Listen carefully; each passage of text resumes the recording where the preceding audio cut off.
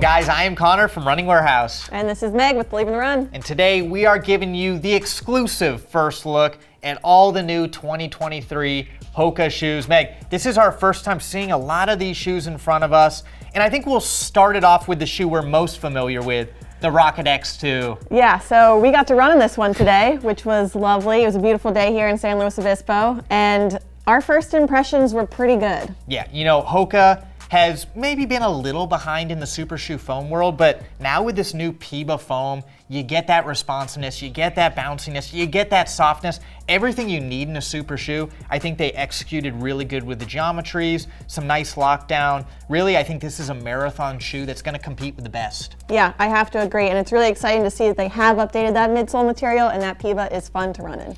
Well, talking about that new PIBA foam, we gotta go into the latest Mach. This is the HOKA Mach X, and it is gonna get a little bit of that PIBA treatment in the shoe, surrounded by another highly responsive EVA foam.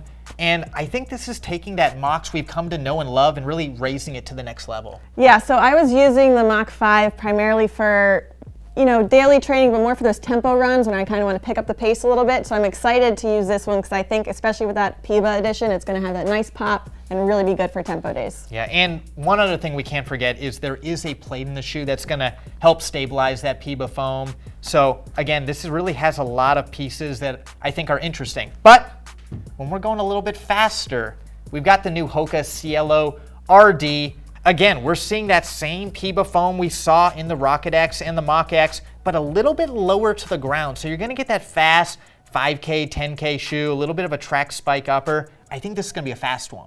Yeah, I mean, normally I like to gravitate towards the higher stack shoes, more of that PIBA underfoot, but I gotta say this one looks fun. Yeah, and with no plate in the shoe, it's gonna be a little bit more flexible with that low to the ground design. I think it's gonna hit corners really well. I think we've seen so many of those higher stack shoes, and it's interesting to see applications a little bit different in the super shoe world. Now, moving on over to our final shoe of the group. I know this is a shoe that you don't do much on the trail, but when you do, you go the Tecton X. We got version 2. What are your thoughts? Yeah, so I'm excited about this. Like you were saying, I'm not really a trail runner, but when I did hit the trails, in fact, I think it was Lake Tahoe last year, this is the shoe that I picked up, well, the previous iteration of this shoe, and I loved it. It seems to work for all types of trails, and it's, you know, it's grippy, it's got some decent lugs here, but it's also kind of soft and it has a little bit of give. I also don't race on the trails much either, but I did get on my first race last year. I also wore the Tecton X, and you're right, not the most luggy outsole, but it does a pretty good job for fairly technical terrain, and you've got just enough protection to go those longer distances.